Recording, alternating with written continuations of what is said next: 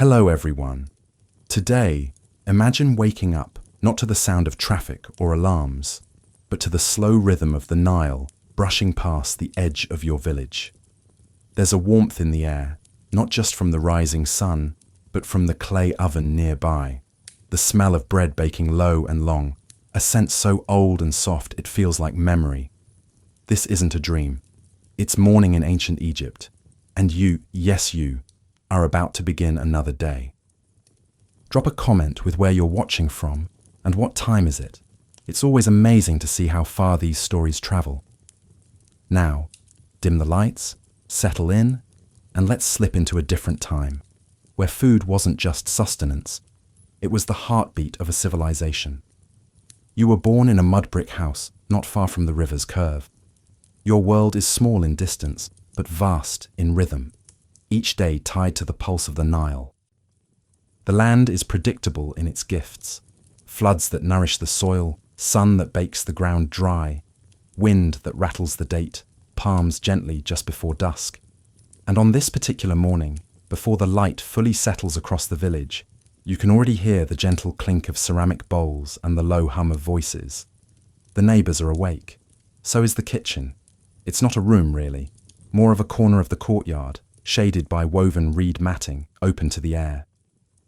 The fire hasn't yet caught. It rarely does on the first try. But the woman tending it, your mother, your wife, maybe yourself, doesn't rush. There's patience built into the bones of this routine. She cradles dry stalks like they're precious, blows into the embers softly, and waits. Always, she waits. The first bread of the day is already shaped and rising. Flat, round loaves of emmer or barley flour. You can smell the sour tang of the ferment.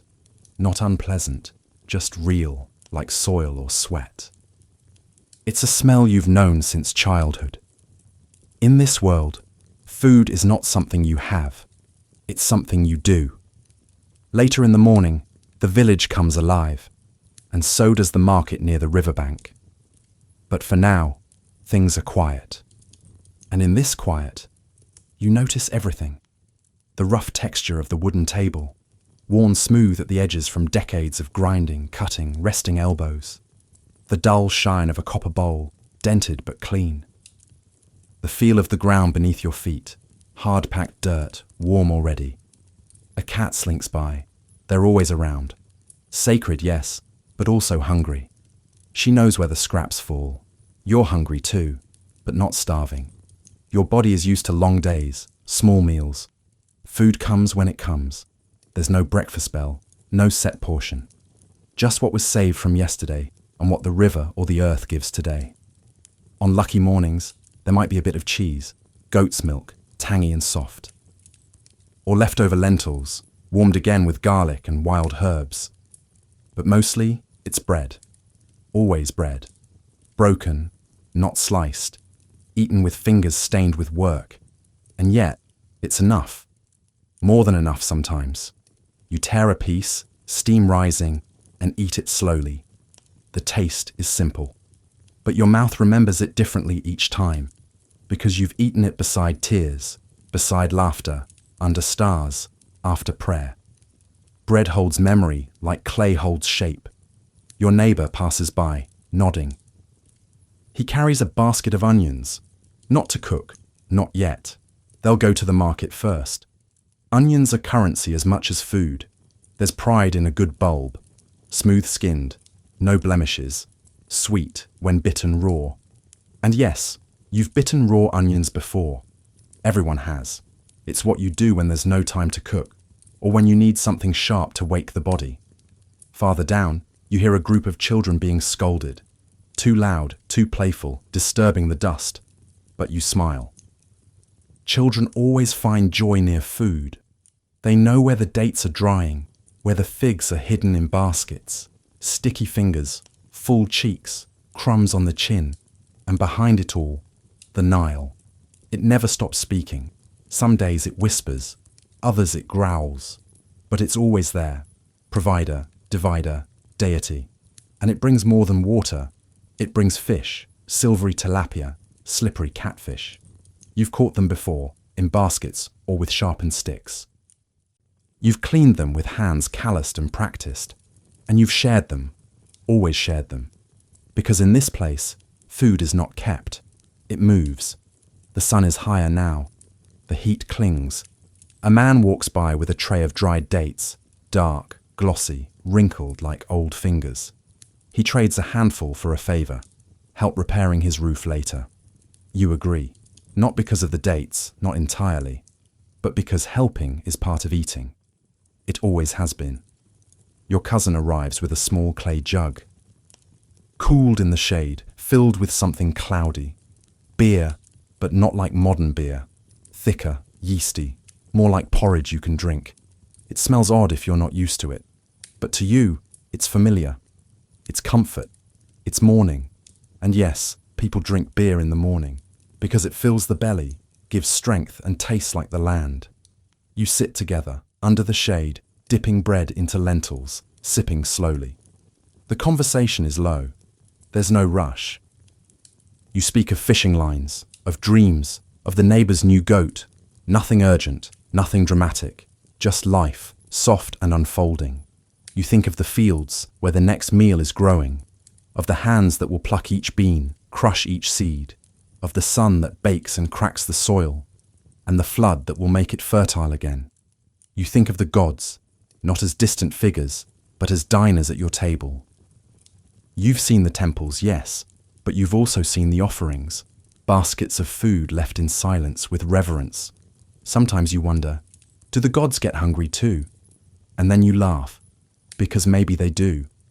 Or maybe they just like the smell of baking bread as much as you do. As the morning fades and the chores begin, you take one last look at your modest meal.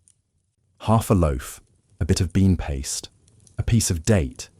It doesn't look like much, but it's everything. And later, when the sun starts to fall again, you'll gather with others. You'll eat whatever is left, whatever has come. Maybe something fresh, maybe something dried, maybe just more bread, but always together. Because in ancient Egypt, meals were not measured by size, but by company, not by spice, but by spirit, not by recipe, but by rhythm. And in that rhythm, you live, you cook, you remember. And now, the fire is ready. The day has begun. Let's continue together. In this world, titles don't matter as much as skill.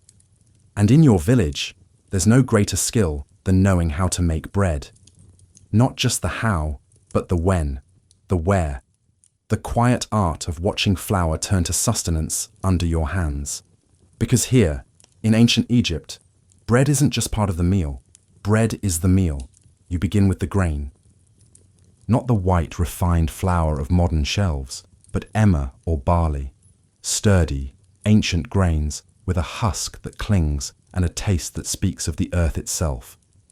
They don't grow quickly. The harvest comes only once the Nile recedes, leaving behind a dark, fertile blanket of silt. You remember helping your father winnow the grain when you were a child, tossing it into the air so the chaff would drift away on the breeze. Your hands were smaller then. The grain felt heavy. Now, it slips through your fingers like memory. You grind it with a quernstone, kneeling over a heavy slab, pushing back and forth until your arms ache and your breath grows shallow. There's a sound it makes, like dry whispers, a rhythm, a whispering of centuries. The flour is coarse. You sift it through your fingers, feeling for pebbles, husks. There's no machine to make this easier, only patience. Next, water. Not too much, not too cold. It must be just right, like drawing a line between chaos and clay. You mix it with your hands, feeling it stick and stretch. You add a pinch of old dough, a starter from yesterday, still alive, still breathing. This is your secret ingredient, not because it's hidden, but because it holds everything. The past, the bacteria, the story. And now, you wait. There's no rising time, not really, no timer. You know the dough is ready by the feel, by the way it yields under your fingers, by how it sighs when you press it. It's not just science, it's a conversation. The oven is already warm, a dome of clay called a tanner, shaped like an upside-down bowl, its inside glowing softly with heat. You built it yourself, years ago, using straw and mud and sun-dried patience. The fire inside smells of acacia wood and ash. You don't bake loaves like modern boules or baguettes. Yours are flat, round, like the sun, sometimes puffed with air, sometimes dense and folded. You slap the dough onto the inside wall of the oven with practiced speed, thwack, and wait just a moment. Soon it lifts, browns, smokes. You peel it off with a hooked stick, hot and steaming. You stack the breads on a cloth, wrap them to keep them soft. One batch done, more to come. Some will be eaten today, some dried and saved. A few, if there's enough, will go to the gods, a small basket left by the shrine with incense and silence. Bread is everywhere. You see it in the fields, growing under a burning sky. You see it in the hands of your neighbors. You see it in tomb paintings, where bakers mix and knead, bake and serve, generation after generation frozen in pigment. Even in death, the Egyptians brought bread. Loaves were entombed with the mummified, hard as stone now, but still recognizable, still shaped by human hands long gone. In life, bread was used as payment, as barter, as offering. Workers on royal tombs were paid in loaves and beer. Soldiers carried dried cakes into battle. Priests used it in ceremonies. Children stole it from baskets. Lovers broke it together under moonlight. There are no feasts without it, and there are no ordinary days either. Some breads are special. There's one you make only at the start of the flood season, sweetened with dates and shaped like little fish. Another for funerals, darker and dense, almost bitter. You've seen bread shaped like birds, animals, stars. Not to impress, but to tell stories. And then there's the bread for the sick, mixed with garlic and herbs, toasted gently to help ease fevers. Your grandmother made that one for your brother when he had the coughing fits. You remember the smell more than the taste. It smelled caring. Of course, bread wasn't always safe. The flour carried grit. The stones used to grind it shed tiny fragments. Over time, these wore down teeth. Even the rich, buried in golden coffins, had ground molars, evidence of a life full of hard bread. But still you ate. You always ate. Because there was nothing else as reliable. Meat spoiled, vegetables wilted, fish rotted. But bread, when dried, lasted. When soft, comforted. When warm, healed. There was something sacred in holding a fresh loaf, the weight of it, the steam, the smell, warm, nutty, alive, as if it were breathing with you. At midday you share bread with your children. They break off pieces, dip it in lentils, smear it with honey when there's enough to spare. You watch them eat and feel a quiet pride, not just that they're fed, but that you fed them, that your hands made this. And it's not just sustenance, it's memory. They will remember this smell when they are old. They will crave it when they are far. They will dream of it in other lifetimes. Because bread isn't just food in Egypt, it's belonging. You think of others. The nobleman in his cool stone house, eating the same bread. Perhaps fancier, whiter, stuffed with fruits and nuts, baked by servants. But still bread. The priest breaking a sacred loaf during a ritual, whispering prayers as he offers it to the gods. The workers in the Valley of the Kings, dusty and sunburnt, biting into hard crusts under the shade of a cliff. And you, always you, kneeling by the fire, dusted in flour, humming an old song without words. Tonight, you'll save a few loaves in a jar. Tomorrow they'll be stiff, but still good. You'll soften them in water, mash them with beans, make a kind of porridge. Or maybe you'll toast them on hot stones, rub them with garlic, share them with a friend who stops by. There is always a way with bread, and in that way there is peace. You lift the clay jug slowly, letting the cool of it kiss your palms before tilting it ever so slightly. The scent rises first, not sharp, not sweet, but something murky and comforting. It smells like barley and dusk, like something left to rest, then woken again. It smells like beer. This is not your celebration drink. This is your everyday drink. And no, it's not clear, not fizzy, not even really beer by modern standards. But in ancient Egypt, this thick, unfiltered brew is life itself.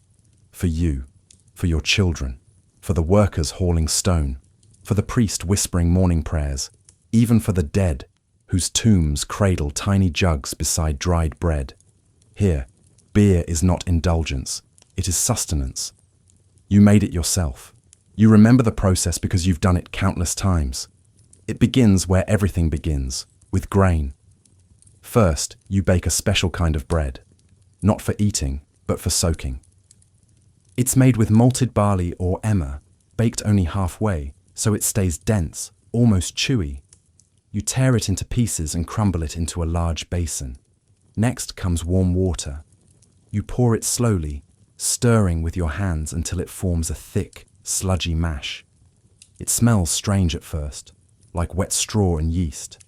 But then, over time, it changes. You cover it and leave it in the shade. The sun does the rest. The warmth coaxes the wild yeasts to life, and the mixture begins to bubble, to shift, to breathe. You stir again. You wait. After a day or two, the liquid separates. The thicker bits sink. What floats is a pale brown brew. Cloudy, yes, but filled with strength. You scoop it off carefully, pouring it into jugs lined with woven cloth to catch the grain. Sometimes you add dates or honey, sometimes herbs, but mostly it's simple. And when you drink, you don't gulp. You sip, slowly, with reverence, because beer is not just food, it's memory, and medicine, and myth. They say the goddess Hathor drank herself into peace with beer, that when Ra sent her in fury to punish humankind, she nearly destroyed everything, until he poured out rivers of red-dyed beer to trick her. She drank it, mistaking it for blood, and slept for 3 days. When she awoke, her anger had passed. It's a story you heard as a child, sitting on your grandfather's knee as he peeled onions and sipped from a cup. It always made you smile. The idea that even gods can be softened by a drink. Children drink beer here, not because they're unruly, but because the water is often unsafe. The beer, low in alcohol and rich in nutrients, is far better for their small, growing bodies. It fills them. It calms them. It helps them sleep on hot nights. There's even a kind of beer for babies, thinned with more water, sometimes mixed with honey. You remember tasting it when your own son was weaning, his mouth sticky and eyes wide. There are better beers, of course, for the rich, for the temples, for funerals. Those are strained more carefully, flavoured more richly. Some are brewed with figs, others with coriander or carob. They're served in elegant jars, sealed with wax, painted with the name of the brewer and the day of brewing. You've seen them poured in ceremonies, foaming softly as priests chant to the gods. But yours is honest. Yours is made in clay bowls, stirred with wooden sticks, shared with neighbours at dusk. And when you drink, it's not for escape. It's for endurance. Sometimes, though, you dream of wine. It's not common here, not for you. Wine is rare, imported, precious. The grapes grow only in the northern delta, in small vineyards guarded like treasure. The wine is red, thick, sometimes sweet, sometimes sour, and it is mostly for the elite. The pharaohs drink wine, the priests offer it to Osiris, the nobles toast it under painted ceilings. You might taste it once in your life, at a wedding perhaps, or during a feast if a nobleman is feeling generous. You'd hold the cup like it might vanish. You'd sip slowly, memorizing the taste, and later, back home, you'd tell the story again and again. Still, you don't envy them. Not really. Their wine is aged in amphorae, corked and labelled. Their meals are served by others. But you know your drink from start to finish, from seed to bread to jar. It's yours completely. And there's something about that first sip at sunset, after a long day in the field or at the kiln, that feels sacred. Your throat warms, your belly settles. The day fades, the jug passes from hand to hand, the talk slows, the fire crackles. This is communion, not with gods, but with each other. You remember a festival last year, the Festival of Drunkenness they called it, held in Hathor's name. You travelled with your cousins to the city, where music filled the streets and dancers spun like falling petals. There, everyone drank, even the quiet ones, even the old. You laughed too much, you sang too loud, you fell asleep beneath a tree, your head in someone's lap, your mouth tasting of barley and honey. The next day, your bones ached, but your heart was full.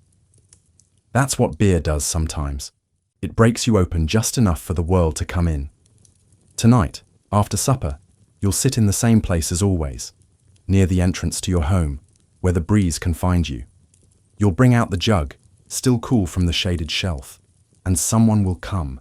They always do. You'll share a drink, you'll share silence, and maybe for a moment you'll feel like all the burdens of the day are a little softer, a little farther away. Because here, in this dusty, sacred corner of history, beer is not an indulgence. It's a companion. And like all good companions, it doesn't speak loudly. It just stays with you until the day turns to night. There is no written list telling you how much garlic to crush, how many onions to slice, how long to leave the pot over the coals. Your hands know, your nose knows. Even your breath, steady, calm, adjusts to the rhythm of chopping, stirring, tasting. In the kitchens of ancient Egypt, you don't follow instructions, you inherit instincts. And it all begins with the simplest things.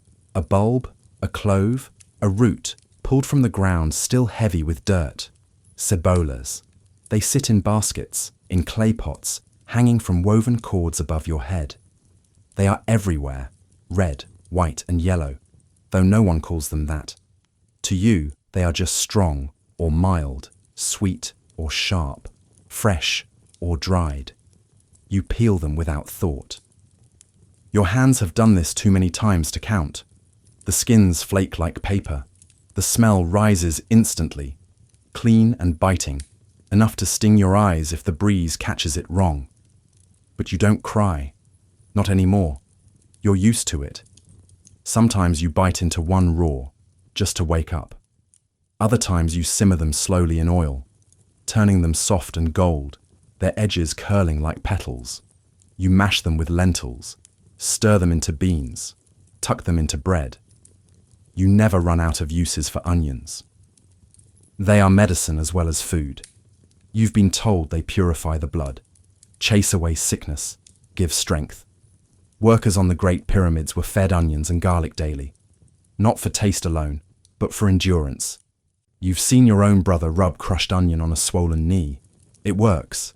Somehow it works. And in death, they travel too. Onions placed in tombs around the necks of mummies in the linen folds. Symbols of eternal life, some say, their round layers echoing the cycles of time. Alho, more potent, more stubborn. Its smell lingers on your fingers even after washing. It seeps into the cloth you wear, the air you breathe. And still, you love it. You pound garlic with a smooth stone in a shallow dish, mixing it with oil or salt, sometimes both. The paste is strong, sharp. It wakes up any dish. Even plain lentils taste rich with just a touch. When your children cough at night, you boil cloves in water, add honey, make them sip. It burns a little going down, but they sleep after, and so do you. You learned that from your grandmother. She said garlic isn't just for the body, it's for the soul. It makes you brave. Ervas, folhas, sementes. You don't name them like a botanist would. You recognize them by smell, by the way they look crumbled in your palm. Fenugreek, coriander, dill, mint.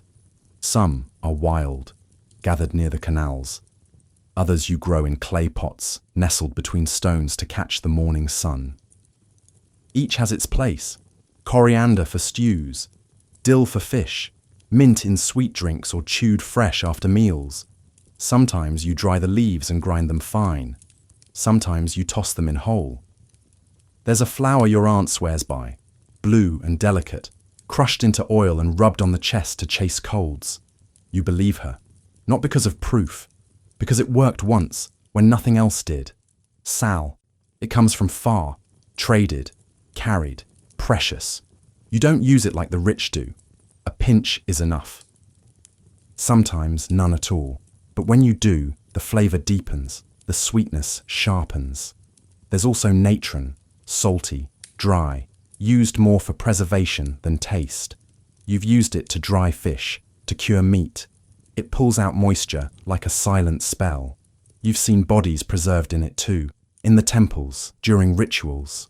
Food and death again, intertwined. Oh, Mel, it's rare, expensive, sacred. But when you have it, everything changes. You drizzle it over fruit, mix it into bread dough, stir it into garlic water. You save it for guests, for festivals, for love. You remember the first time you tasted it, real honey, not date syrup. It was thick, golden, almost too sweet, like sunlight made edible. You were 10 maybe. You still remember where you were sitting, who handed you the spoon. Even the gods love honey. Bees are sacred, their hives tended with care. Honey is offered in temples, sealed in jars, and left beside the statues. In some tombs, jars of honey were found still edible after thousands of years, sweetness that outlived kingdoms. Tamaras, sticky, brown, sun-dried until they wrinkle like old fingers. You eat them plain, press them into cakes, mash them into drinks. They're everywhere, especially during the season when the palms are heavy and bending. Sometimes you boil them into syrup. Sometimes you mix them with barley and shape little sweets. They're more than fruit. They're reward. You notice something over time. The ingredients you use most often don't need wealth. They need care, time, familiarity. You don't crave imported spices. You crave the way your mother crushed fenugreek, singing softly, her voice matching the rhythm of her hands. You crave the way your uncle roasted garlic whole, wrapped in leaves, buried near hot coals. You crave the smell of mint drying in the sun. These things don't come from trade. They come from memory. In your kitchen, there are no measuring spoons, no parchment recipes, only bowls, stones, jars, smoke. The tools change with age. The flavors don't. When your child asks, "How much salt?" you say, "Until it tastes right." When they ask, "How do I know when it's ready?" you say, "It will smell ready." And they believe you because it's true. At the end of the day, the smells linger. Faint garlic on your fingers, a whisper of mint in your clothes, the smoke of cooked onions still in the air. You sit quietly, meal done, bowl empty, and though your stomach is full, you find yourself savoring what lingers. Not the food itself, but the memory of making it. The food here does not just fill the body, it perfumes the story of your life. You wake before the sun, not because you have to, but because your body knows. The air is still cool, not cold, but gentle, like water poured from a clay jug. You stretch your arms. Your hands ache already, though the day hasn't begun. Outside your door, the light hasn't arrived, but the smells have. Damp earth, morning onions, the faint hint of wild mint crushed beneath someone's foot. Today is not a feast day. It's not a festival. It's not a market morning. It's just a day. And on these days, the majority of your life, food comes not from the temple or the palace, but from the soil you coax and love in quiet defiance of drought, sand, and time. Your garden is small. It doesn't look like much. A few rows, uneven. A stone border to keep out the goats. Broken jars reused as water pots. But to you it is abundant. It is possibility. And in its green lines, you see breakfast, lunch, supper, if you're lucky. You walk the rows slowly, letting your fingers brush the leaves. Lentils first. Their pods still tight, not yet ready. They grow well in this soil, humble but filling. You'll pick them in a few days, boil them with garlic and a pinch of salt, maybe mash them into a paste if there's bread enough to dip. Then the leeks, tall, proud, sweet when cooked, strong when raw. You'll pull a few today. Your mother used to stew them with coriander and leftover grains. Your daughter prefers them sliced thin and fried on hot stones. Both are right. Next, radishes, red-tipped, peppery. You pick one and bite. It's sharp, watery, clean. It makes your mouth remember you're alive. There's cucumber too if you're lucky. They grow fast, like secrets, hidden under their own broad leaves, cool inside, soft. You water the roots, not the leaves. You learned that the hard way. These aren't royal gardens. No one will paint your garden walls with images of your vegetables. No scribes will record the yield in papyrus scrolls, but your garden feeds 5 mouths. That is history enough. You share your plot with your neighbor. He grows chickpeas and herbs, dill, fenugreek, sometimes a patch of sesame. The two of you trade often, not because it's formal, but because it's natural. Today, he gives you a handful of chickpeas. You give him leeks. You don't talk much while trading. The sun is already climbing. There's too much to do. In the corner of your garden is a patch of lettuce. Not the soft kind, but wild and bitter, almost medicinal. You don't eat much of it, just a few leaves in stews or with vinegar. But the priests say it pleases Min, the god of fertility, and that makes you smile. Even lettuce has a divine destiny, it seems. Behind the house, hidden from the sun until midday, are a few struggling carrots. You forget them sometimes, then find them weeks later, twisted and gnarled like roots of a story you never told. You boil them soft. Add honey if you have it. The Nile gives life, but it doesn't give directly. You fetch water in buckets, bracing them against your hip, walking carefully to not spill. You pour at the roots, watching the soil darken. Some families use shadoufs, long poles with counterweights to lift water from canals. You don't have one. Your arms are the shadouf. Your back is the lever. Your legs, the support. And when you finish watering, you don't feel pride exactly. You feel rhythm. Like this is how life is supposed to be. You remember your father's garden. Larger, but poorer somehow. He planted too many things at once. They competed. He worked harder than anyone, but the plants never thrived. You learned from his mistakes. You learned restraint, patience, shade. Now, your own child plants beside you. She presses seeds into the dirt one by one, murmuring words she half remembers. You don't correct her. The seeds will grow whether or not the spell is right. There's no meat in your garden, no milk, no grain. But when you bring a basket inside at midday, full of beans, herbs, greens, it feels like plenty. You saute the leeks, boil the lentils, crush chickpeas with garlic and lemony sumac. You tear bread to dip, sprinkle chopped radish on top. The meal is warm, soft, whispering with flavor. You eat in the shade, on the floor, with your fingers. And when it's done, you leave the bowl unwashed, not out of laziness, but to let the cats lick it clean. You think sometimes about the palace gardens, those described in stories, where papyrus stalks hide pools of fish, where servants pluck fruits from imported trees and wine flows like water. You don't resent it. You don't envy it either. It's a different world. You can't eat gold. And truthfully, when you've tasted noble food, it felt distant, sweet, yes, rich, yes, but not familiar, not comforting, not yours. Your garden is not a spectacle. It does not bloom for beauty. It does not impress. It feeds. It grows quietly, like your hope. It withers sometimes, like your patience. It returns, like memory. And when the flood comes, You watch it all drown, not with sadness, but with trust, because you know it will rise again. Just like you do not belong here, not by birth, not by right. But tonight, you are in the house of a noble. You walk softly on polished stone, your feet dusty, your breath slow. You carry a bowl or a jug, or maybe you simply follow someone who does. You are not guest nor master, you are witness, and that, in this moment, is more than enough.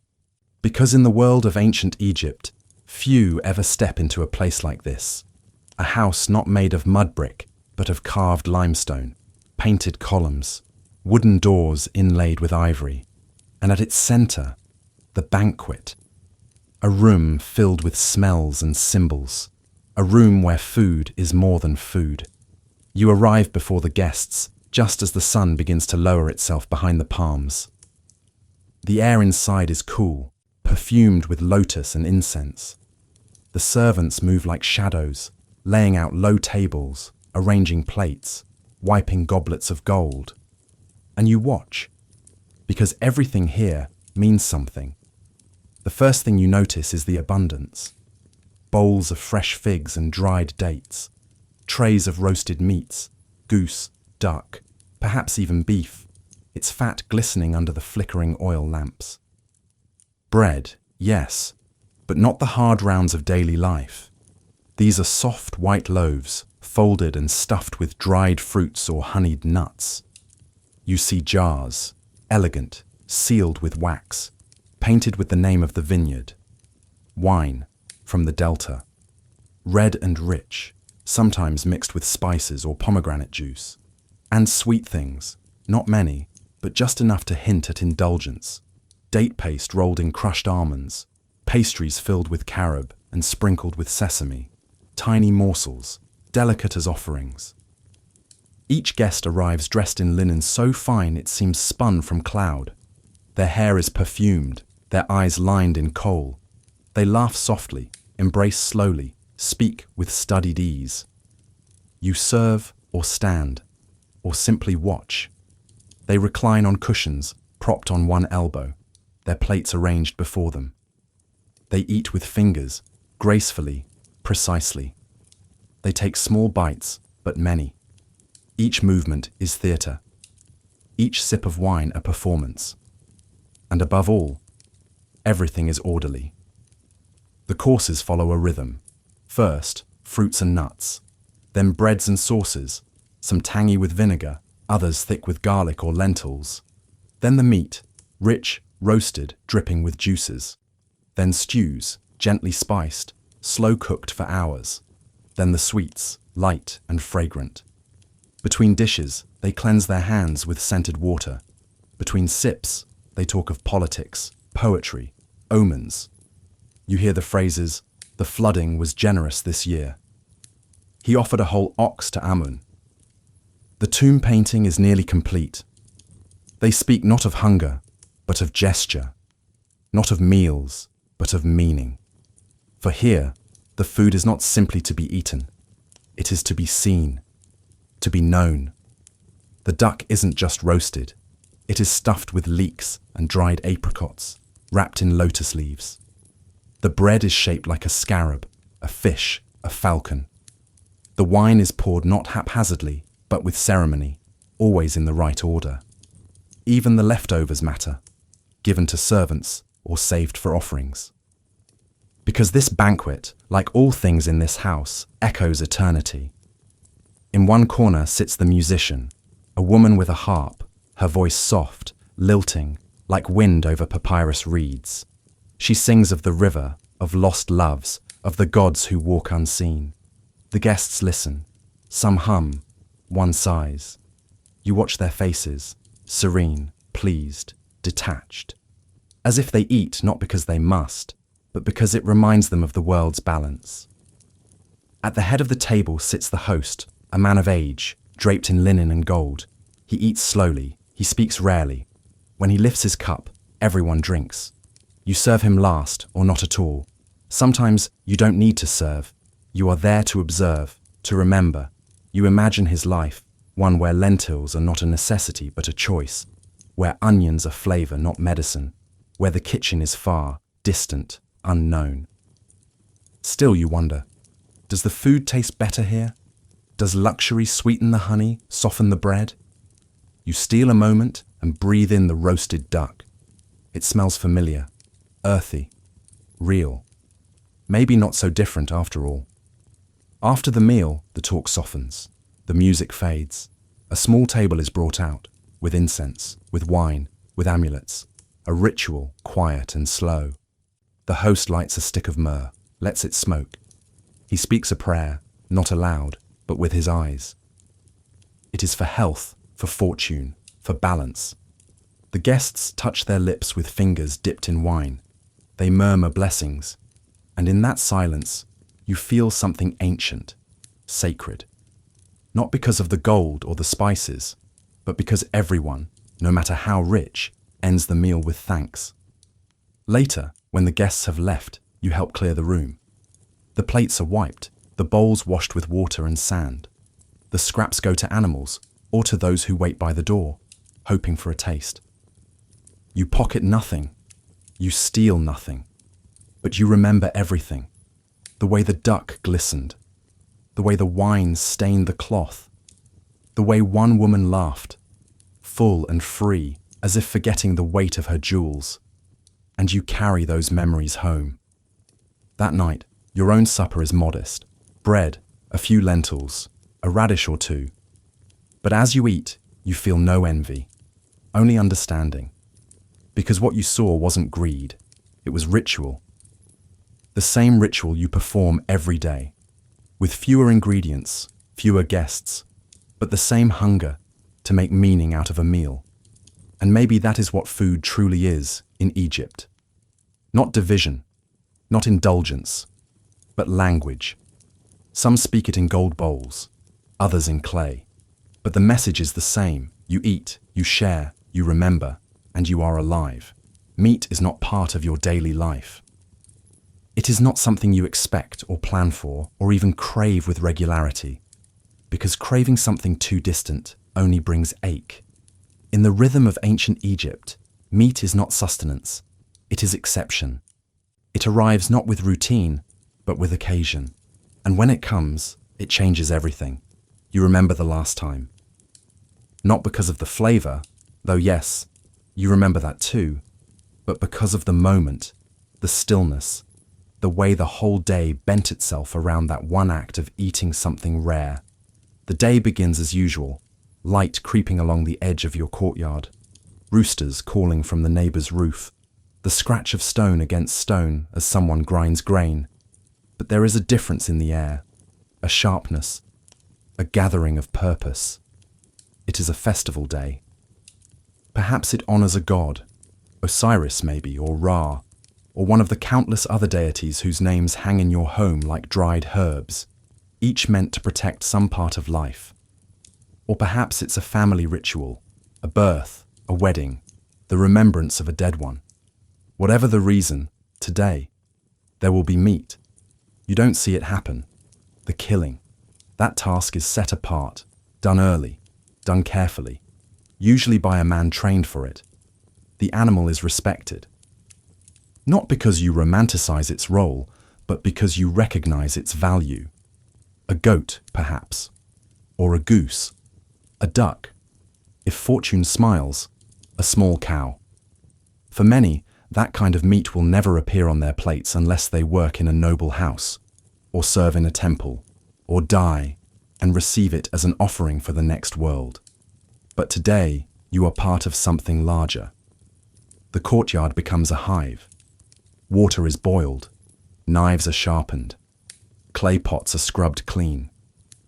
And every movement carries weight. This is not a chore, this is reverence. The meat is divided, not equally but meaningfully. Elders first, children last. The choicest cuts are seared on flat stones or grilled over embers. The tougher pieces go into stews, boiled slowly with onions and garlic and whatever herbs are left from the garden. Every part is used. Nothing is wasted. You take your place in the line of preparation, maybe grinding spices, or soaking bread, or watching a pot while others move around you. The smell arrives before the food. It rises from the hearth like a whisper, then spreads like a promise. There is a moment just before eating where everything goes still. It's not formal. No one calls for silence, but it happens. A kind of breath held across generations. You feel it in your bones, because this is not just meat. It is a reminder that even in a hard life, celebration exists. That something once out of reach has now briefly come close. You tear the bread slowly. You dip it into the sauce, thick and golden with fat. You press it to your tongue. It tastes like warmth. It tastes like memory. It tastes like something you may not taste again for many months. There are children who dance after their first bite. Not wildly, just a gentle rocking of shoulders, as if the flavor is a song. You laugh. You've done the same. The meat is tender, but not soft. It carries the texture of labor, of walking on hooves, of grazing on sparse grass, of surviving floods and heat. You chew slowly, respectfully, not because you've been taught to, but because you know. Some talk during the meal. Others stay quiet. A man near you wipes his beard, then offers a small prayer to a god of his youth, one whose name has long slipped from the temples, but still lingers in homes like his. Another woman tells a story, half true, about a priest who once received a whole ox for a single spell. And you just listen, because this kind of eating doesn't need words. It needs attention. Later, when the fire cools and the pots are empty, you feel a fullness that goes beyond your belly. You feel connected to the animal, yes, but more so to your people, to the long line of others who've done the same, gathered, cooked, shared, remembered. You think of the tombs, painted with scenes of great banquets, rows of meats and breads and fruits, all offered to the spirits who must eat in the afterlife as they did in life. And you wonder, was the point to feed them, or to remind the living that life too must be savoured? You clean up slowly. Bones are gathered for tools or offering. Ashes swept. Leftover fat scraped into small bowls, saved to flavour leaner days. There are no plastic bags, no storage jars. What isn't eaten will spoil. So you eat again later, smaller portions, colder but still good, still rare. By morning, it will be gone. Only the smell will linger, only the memory. And for weeks, months even, you'll remember. You'll say, "Do you remember that goose, the one from the Feast of Bastet?" Or, "That stew your cousin made, with cumin and dried dates, that was the best." You'll tell your children, who will tell theirs. Because in a life of sameness, meat is a punctuation mark, a place to pause, to taste, to feel, and then to continue. You don't need sugar to make something sweet. Not here, where the desert leans in close and the river answers softly. Not in ancient Egypt, where luxury is a matter of texture, not excess. Here, sweetness is something you coax from the earth, not something you refine, but something you respect. And so your desserts, your treats, your moments of indulgence, they grow on trees, they hang from branches. They sleep in honeycombs and wake only when your hands remember them. You don't call them dessert. You don't call them indulgence. You call them what they are: dates, figs, honey. But oh, they are so much more. The date palm is older than your house, older than your grandmother's stories, older perhaps than memory itself. It grows with slow patience, reaching up toward the heat like a child toward a parent. It gives fruit not once, not easily, but richly. And when it does, the tree bows under the weight, as if even it cannot quite bear such generosity. You know the feeling of that weight. You've climbed the palms before. Bare feet pressed against the rough bark, hands grasping thick ropes to steady your climb. It's dangerous work, but familiar. And when you reach the top, you see more than fruit. You see time. You see the desert stretched wide and quiet. You see the Nile shimmering far below. You choose carefully, not the too green ones, not the overripe ones that split with sugar. Just enough, always just enough. When you bite into a date fresh from the tree, it resists you at first, firm, cool. Then it gives, melting almost, sweet but not sharp, rich, like a whisper held on the tongue. You press dates into paste, rolling them between your palms. You mix them with nuts when you have them, almonds, sometimes tiger nuts. You add a drop of honey, a pinch of flour. You shape little balls and leave them in the sun to firm. You don't bake them. You don't need to. They are perfect as they are. Figs, on the other hand, are more delicate. They don't climb, they sprawl. They don't shine, they hide. You find them tucked beneath wide leaves, their purple skins split just slightly. The juice inside is thick, almost syrup. You open them gently, careful not to lose a drop. Figs spoil fast, so you dry them. You slice them into thin strips and lay them on woven mats, turning them as the sun passes overhead. When dry, they become leathery, chewy, dense with flavor. You pack them into jars, pressed with a stone. In winter, when the fields go quiet, you pull one out, bite it slowly, close your eyes, and it tastes like summer again. And then there is honey, golden, sacred, alive. You don't harvest it. Not often. It's dangerous, delicate work, best left to those who know the bee's secrets. But when it comes to you, as gift or trade or offering, it feels like gold. You store it in small jars. You protect it. You use it sparingly, a drop in a drink, a smear on flatbread, a glaze for roasted nuts. It is sweetness in its purest form, and it never spoils, never turns, never lies. You've seen honey sealed into tombs, offered to pharaohs, to gods, to the dead who still might crave comfort. Some of that honey, they say, has lasted thousands of years, because true sweetness endures. Children in your village learn to love these flavors before they can speak. A baby's first treat is often a mashed fig, a date skin, a fingertip dipped in honey. You remember the sound they make, that small, surprised hum of delight. They carry those flavors forever. When they grow older, they trade bits of fruit behind houses, sneaking extra pieces when no one is looking. You've caught your own child with sticky fingers and wide eyes, cheeks full. You didn't scold, you just smiled, because sweetness is rare, and sharing it, rarer still. You also use sweets in ritual. At births, weddings, funerals, at festivals of Hathor, Lady of Joy and Music, where women wear garlands of flowers and offer baskets of dates and nuts.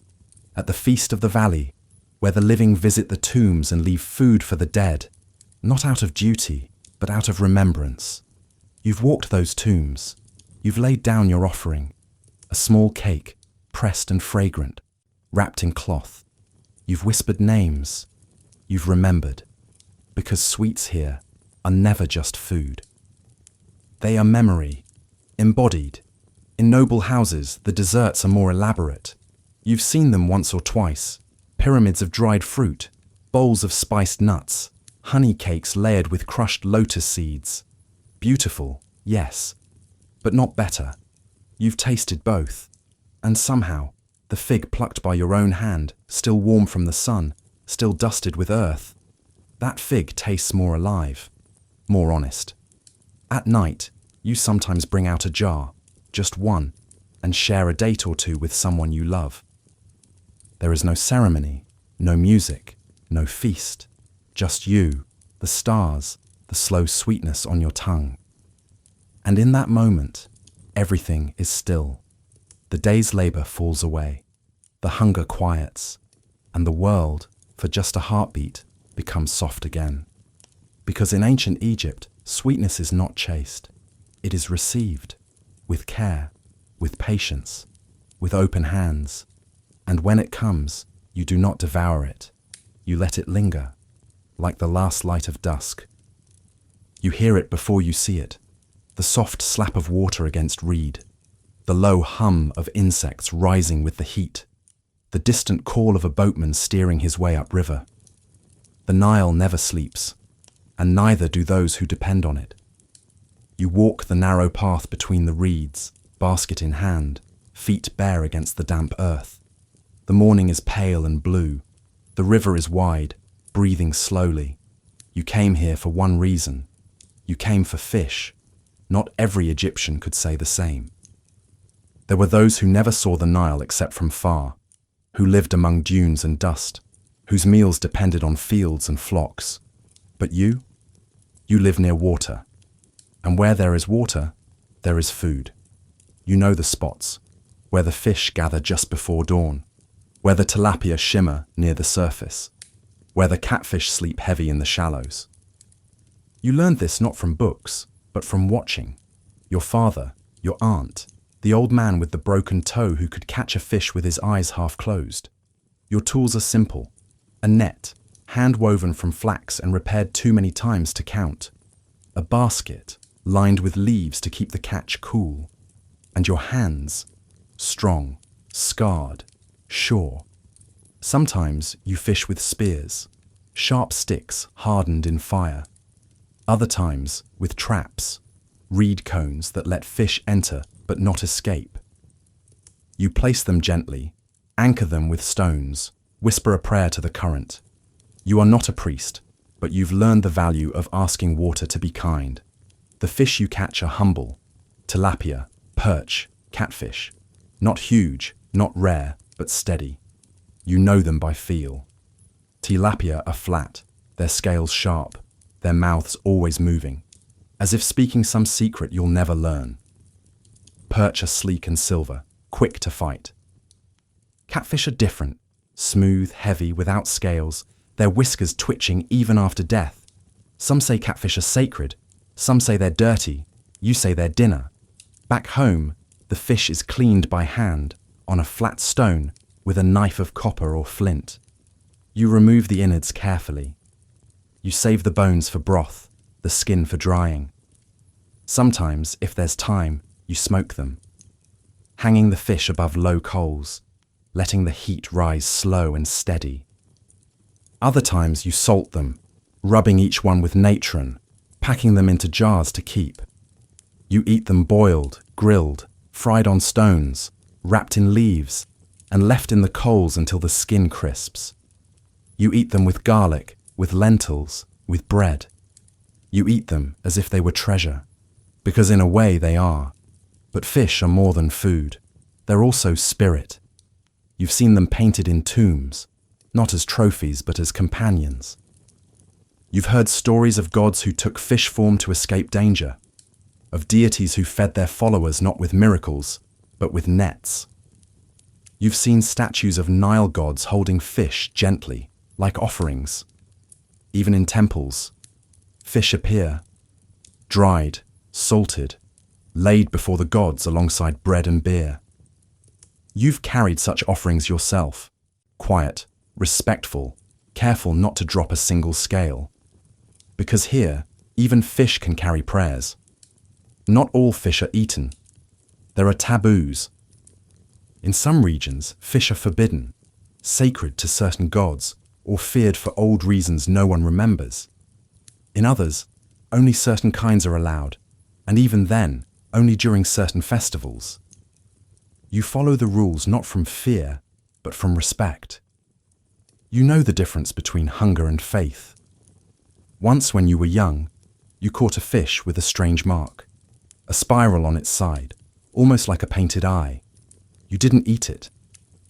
You brought it home, placed it in a jar with water, watched it until it stopped moving. Then you buried it by the river under a tamarisk tree and whispered a thank you. You never told anyone. But for years, the tree grew faster than the others. You always wondered if the river noticed. Fish are also business. You've seen fishermen sell their catch in the markets. Loud voices, bargaining hands, fish laid out on woven mats, eyes shining in the sun. The best ones go first. The others, dried, smoked, packed for storage, still bring coin. You've traded fish for onions, for bread, for a few drops of honey once, long ago. It's a living. It's enough. When the river floods, the fish change. More come. Bigger. Faster. You catch what you can. Thank what you can't. Sometimes you dream of them. Huge fish, the size of boats, speaking in riddles. You wake hungry, always. At night, you eat quietly. The fish is small, crisped on the edges, still warm. You tear it with your fingers, dip it in a bowl of mashed chickpeas, chew slowly. The bones crack, soft. You don't rush. There is no need, because tonight, like the river, you are full. In Egypt, the fish is not grand. It is not for kings. It is not for statues or scrolls or battles. It is for people. It is for you, and that makes it sacred. You do not eat alone. Even when no one sits beside you, even when your meal is plain and your house quiet, there is always someone else, someone unseen, at your table. Because in ancient Egypt, food is never just for the body. It is for the spirit. It is for the gods. And it is for the dead who remember what it meant to taste. You've never questioned this, not because you were told to believe, but because you have seen the way a plate of lentils, a jug of beer, a bowl of dates can carry more than nourishment. They carry memory. They carry prayer. They carry the bridge between what is seen and what is not. You've walked into temples, barefoot on the cool stone, where incense curls through the air like a snake made of perfume. You've stood in the presence of statues taller than trees, silent, unmoving, yet somehow alive with waiting. And what do you see laid before them? Food, not gold, not jewels, but bread, meat, onions, figs. The gods do not eat in the way you do, but still they are fed. Offerings happen every day. Before sunrise, priests step into sacred spaces and bring trays of food to the divine. The process is ritualized, slow, respectful. Bread is placed just so, beer poured with care, meat sliced in symmetrical portions. You've never been a priest, but you've watched. You've carried offerings on feast days. You've helped your grandmother prepare baskets for the local shrine, round loaves, small bowls of garlic paste, a jug of sweet beer sealed with wax. You remember her hands, steady, worn, as she murmured blessings with each item. She never looked at the sky when she prayed. She looked at the bread. You've also made offerings at home, a simple act. A flat rock cleaned and placed near the doorway. On it, a little bread, a few beans, maybe a slice of dried fish. You don't need a temple to speak with the gods. Sometimes, you offer to the household spirits, those who guard your sleep, your children, your health. Sometimes to ancestors. Sometimes just to the air. You don't always know who is listening, but you offer anyway. At funerals, food becomes even more powerful. You've helped prepare it.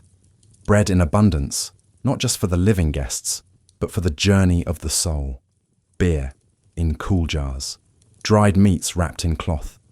Fruits laid out carefully, with leaves and flowers tucked between them. You've seen tombs filled with food models, tiny wooden tables stacked with carvings of loaves and ducks and fish.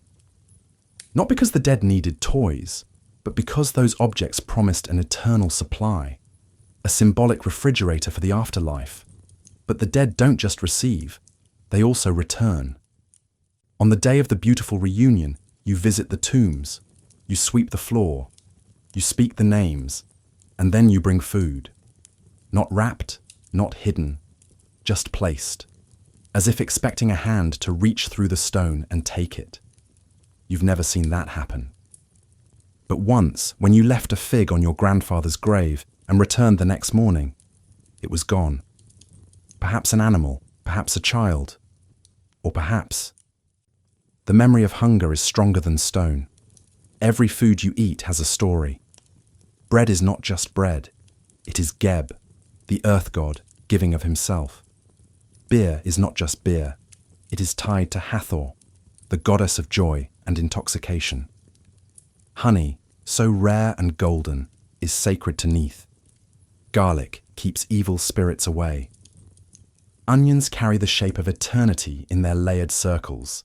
Even salt, so small and forgotten, is used in embalming, the final food of the flesh, preparing it for immortality.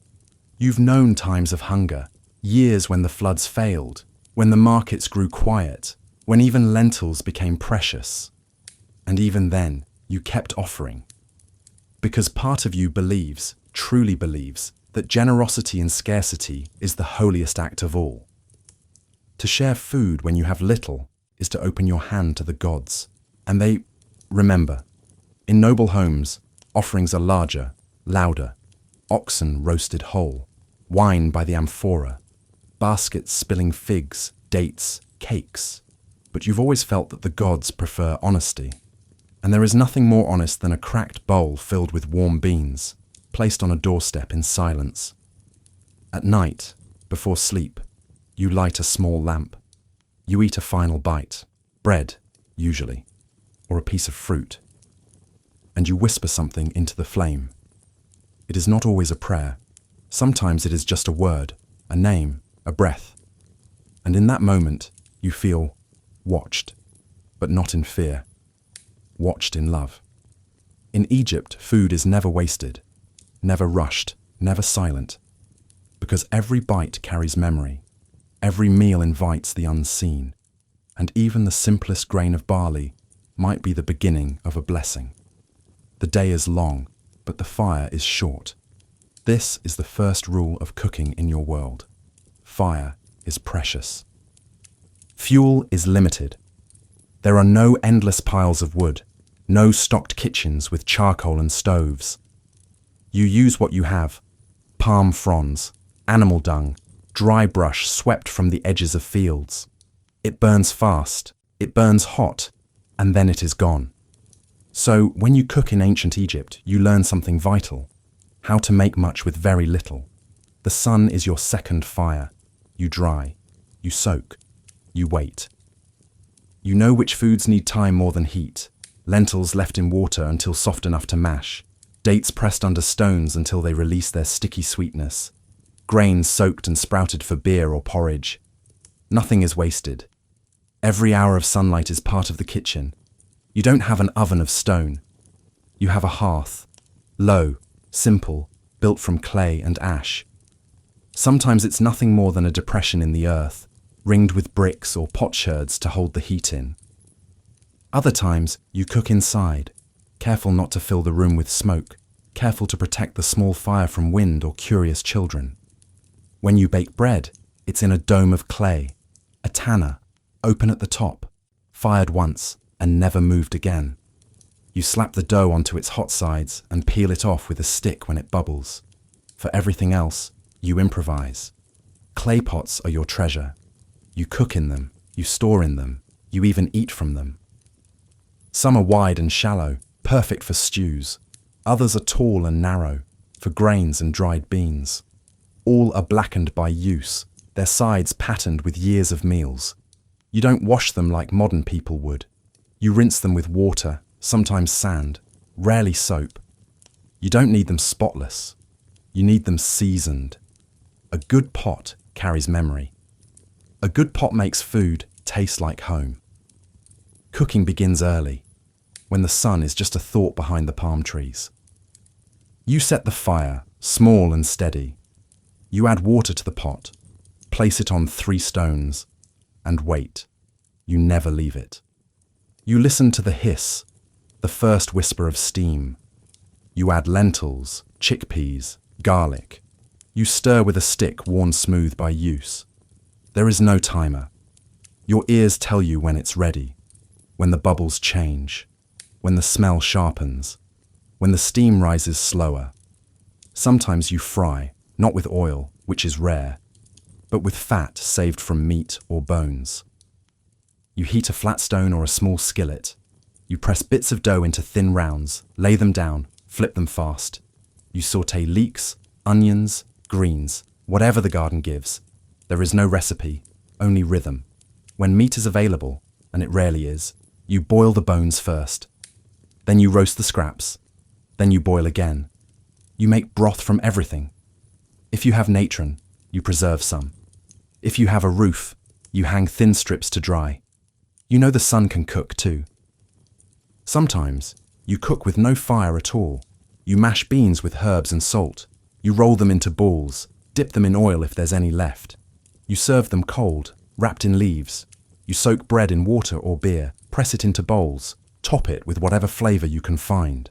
A smear of honey, a slice of fig, a spoon of mashed garlic. It is not fancy, but it fills. And filling, here, is success. You've learned to cook fast. The fire goes out too quickly for slow dreams. You soak the beans ahead of time. You cut the onions thin so they soften faster. You boil only enough water for the meal. You layer heat and patience like spices. You cook for 5 on a flame that could barely warm a single pot. But somehow, it works. There are moments of beauty, even in this simplicity. The sound of bubbling stew, the smell of garlic rising with the steam, the way sunlight hits a bowl of lentils just right, turning the surface gold. You don't need luxury to feel wonder. You just need to notice, and at night, when the coals are just glowing eyes in the dark, you cook one last thing. Tea, maybe, made from wild mint or dried hibiscus, or warm beer, thick, comforting, filling, or just water, boiled once to be safe. You drink it slowly, not because it tastes special, but because it reminds you made something. Cooking in your world is not about abundance. It's about transformation. It's about turning what you have into what you need. It's about survival. And it is an art. There's a sound that fills your morning, not voices, not birds, not wind. It's the steady, rhythmic thump of the pilau. You've heard it every day of your life, not loud, not urgent, but constant, like a heartbeat beneath the sun. Someone is grinding. It might be your mother, your neighbor, a child learning the motion for the first time. The sound carries through courtyards and alleys, blending with the sizzle of oil, the crackle of fire, the hiss of boiling water. It is the soundtrack of survival, because in the world of ancient Egypt, the kitchen is not a room. It's the center of life. You don't enter the kitchen, you become it. It is not hidden behind doors or walls. It is the courtyard, the shade under the fig tree, the flat stone where grain is cracked, the clay oven in the corner. It's the low bench where someone sits peeling garlic, the sun-warmed wall where herbs are left to dry, the wide-mouthed jar catching the morning light. Everything is open, everything is visible, because food here is not a task, it's a rhythm, a presence.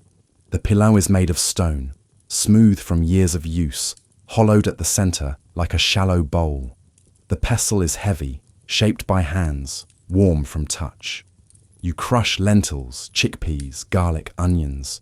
You grind barley for bread, sesame for paste, herbs for medicine. You use the pilau with both hands, your shoulders moving with each motion. Not hurried, not strained, just steady. You learn this movement young, watching, imitating, corrected gently by your elders, not with words, but with pressure, a hand placed over yours, guiding your rhythm. And now, your own hands know. Nearby, a fire burns low, not large, just enough to heat a pot. The pote de barro is wide and round, thick at the bottom to hold heat. You stir it with a stick worn smooth. It holds today's meal, beans and leeks maybe, lentils with garlic, rice if there's been a good trade. You don't measure. You listen. When the smell changes, it's time to stir.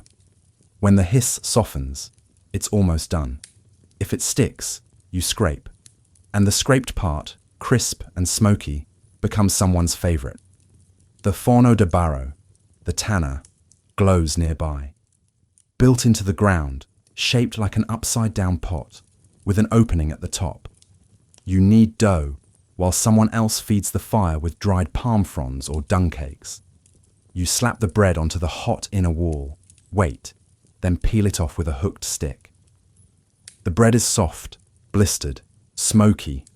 You place it in a basket lined with cloth, where it steams gently. It will be shared. It always is. Children run past, laughing. One stops to watch, curious, eyes wide. You offer her a piece of warm bread, smaller than your palm. She takes it, silent with joy. You see yourself in her, the same hunger, the same awe. The cozinha is not yours alone. Others come and go, neighbors bringing onions, cousins asking to borrow salt, a friend dropping off a bit of cheese in exchange for herbs. There is no ledger, no debt. Only the quiet agreement. We eat together, or not at all. You hear gossip, news, jokes, laments, all while stirring, chopping, kneading. The kitchen is community. It is confession. The floor is swept, not washed. The water jar is covered with cloth, its neck dark with years of touch. A cat sleeps near the fire, tail flicking now and then. A pot of dates sits soaking in water, a sweet drink for later. The smell of garlic clings to your sleeves, the smell of smoke to your hair. You are not dirty. You are cooked into this space, and the space is part of you. You eat where you cook. No separate dining room, no chairs, just a woven mat, a shared bowl, fingers dipped and wiped and dipped again. You don't talk much during meals. The food speaks. At night, the pillow rests. The pots are cleaned with sand and rinsed. The bread is covered, and the fire dies down to ash. You sit near it, holding a warm cup, listening to the wind stir the trees. Someone hums, an old melody with no words, passed down through pots and hands and hunger. And for a moment, everything is still. In Egypt, the kitchen is not a place. It's a ritual. It's a rhythm. It's a world. And you are at its center, always grinding, always stirring, always remembering. Because here, in the soft light of evening, food is more than flavor. It is belonging. There's a sound that fills your morning, not voices, not birds, not wind. It's the steady, rhythmic thump of the pilau. You've heard it every day of your life. Not loud, not urgent, but constant, like a heartbeat beneath the sun. Someone is grinding. It might be your mother, your neighbor, a child learning the motion for the first time. The sound carries through courtyards and alleys, blending with the sizzle of oil, the crackle of fire, the hiss of boiling water. It is the soundtrack of survival. Because in the world of ancient Egypt, the kitchen is not a room. It's the center of life. You don't enter the kitchen. You become it. It is not hidden behind doors or walls. It is the courtyard, the shade under the fig tree, the flat stone where grain is cracked, the clay oven in the corner. It's the low bench where someone sits peeling garlic, the sun-warmed wall where herbs are left to dry, the wide-mouthed jar catching the morning light. Everything is open. Everything is visible. Because food here is not a task. It's a rhythm, a presence. The pillow is made of stone, smooth from years of use, hollowed at the center like a shallow bowl. The pestle is heavy, shaped by hands, warm from touch. You crush lentils, chickpeas, garlic, onions. You grind barley for bread, sesame for paste, herbs for medicine. You use the pillow with both hands, your shoulders moving with each motion. Not hurried, not strained, just steady. You learned this movement young, watching, imitating, corrected gently by your elders, not with words, but with pressure, a hand placed over yours, guiding your rhythm. And now your own hands know. Nearby, a fire burns low, not large, just enough to heat a pot. The poté de barro is wide and round, thick at the bottom to hold heat. You stir it with a stick worn smooth.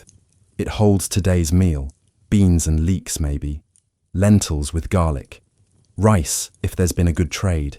You don't measure, you listen. When the smell changes, it's time to stir. When the hiss softens, it's almost done. If it sticks, you scrape. and the scraped part, crisp and smoky, becomes someone's favorite. The forno de barro, the tanner, glows nearby. Built into the ground, shaped like an upside-down pot with an opening at the top. You knead dough while someone else feeds the fire with dried palm fronds or dung cakes. You slap the bread onto the hot inner wall, wait, then peel it off with a hooked stick. The bread is soft, blistered, smoky. You place it in a basket lined with cloth, where it steams gently. It will be shared. It always is. Children run past, laughing.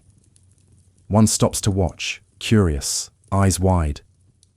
You offer her a piece of warm bread smaller than your palm. She takes it, silent with joy. You see yourself in her, the same hunger, the same awe. The cozinha is not yours alone.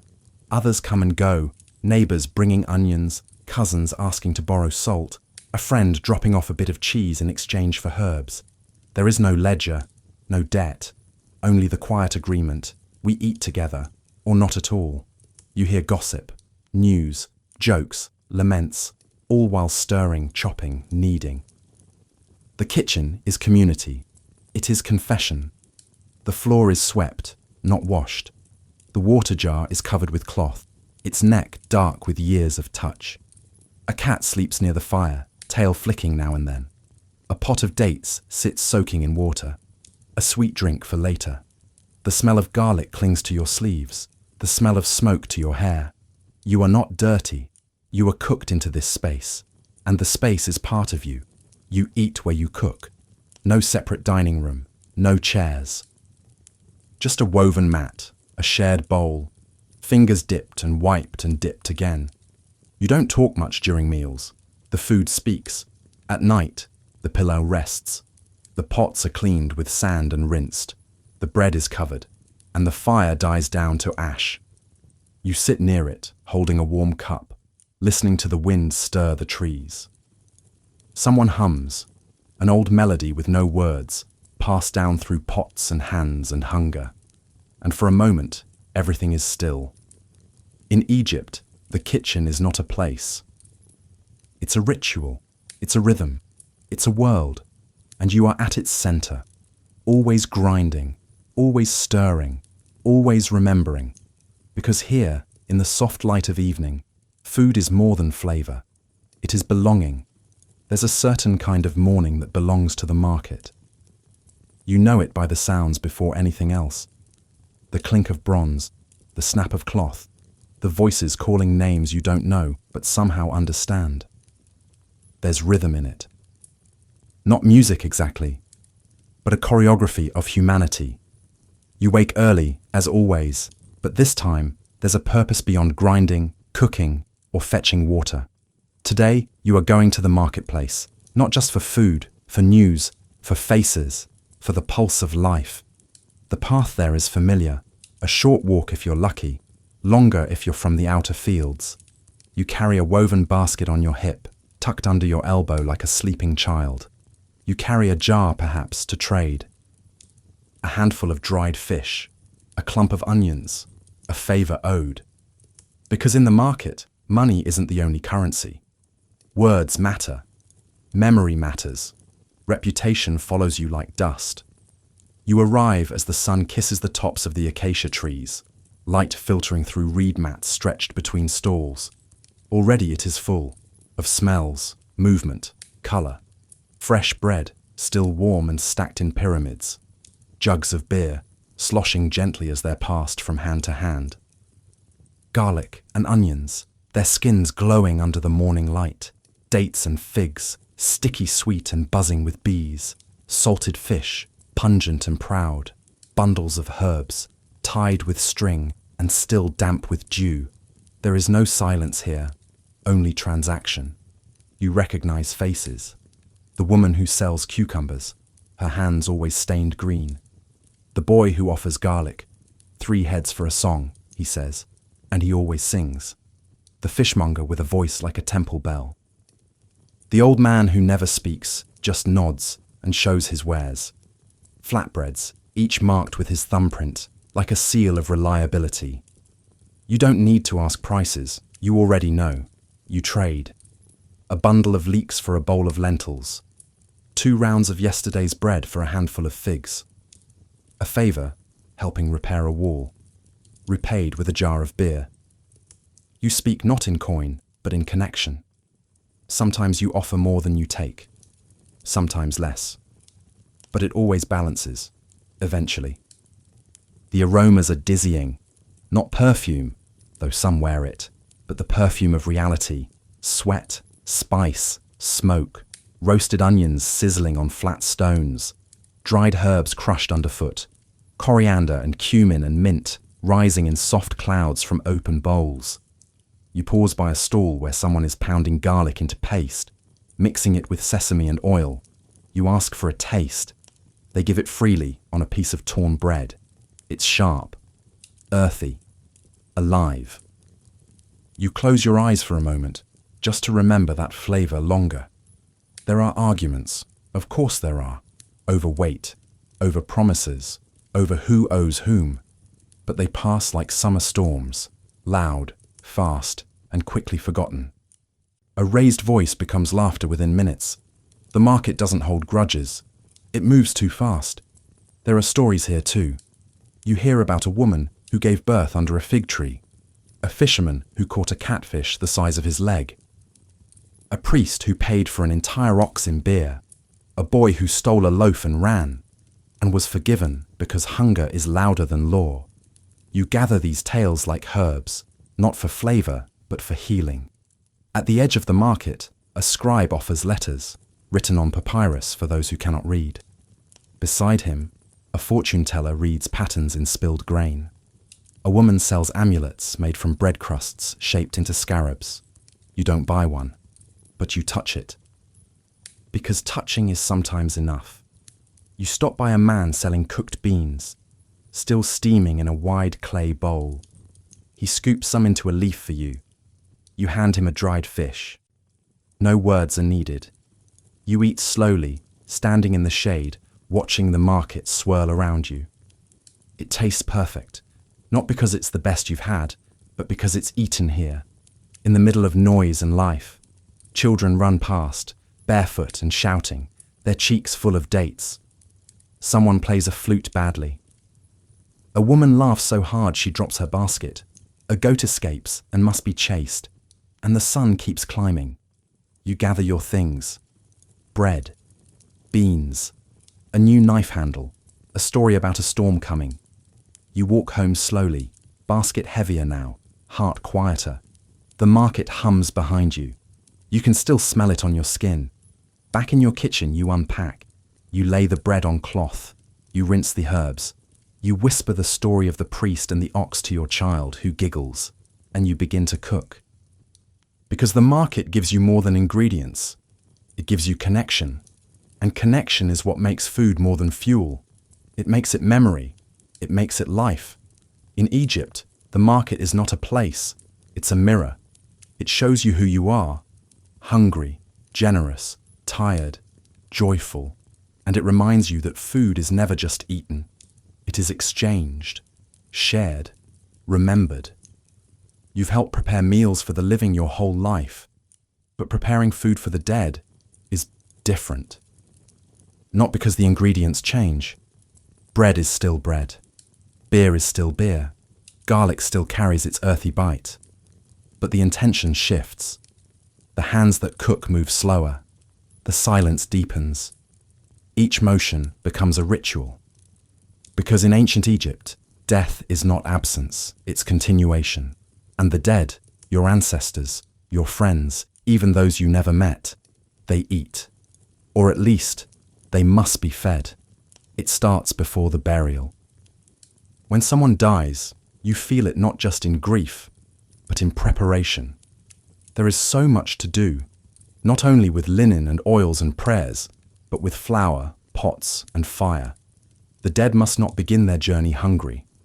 So you bake, not just one loaf, but many, soft ones, dense ones, some with dates if available, others shaped into animals, ducks, oxen, fish, symbols of what they may wish to eat in the afterlife. You cook lentils, mash chickpeas, boil onions, prepare dried fish. everything that might have comforted them in life. You brew beer, cloudy, nourishing, honest, and you pack it all in baskets. Some will be eaten by mourners. Some will be laid in the tomb. Some will simply be left on a stone. But all of it matters. The funeral is a procession of both sorrow and scent. As people walk, they carry jars, trays, clay pots filled with food. Not showy, but abundant. You smell garlic. You see loaves stacked high. Dates glisten in the sun. A goose, roasted dark, sits on a wooden tray like an offering to memory. When the body is lowered into the tomb, the food follows, not dropped in, but arranged. Carefully, lovingly, as if the soul might reach out that very night and take the first bite.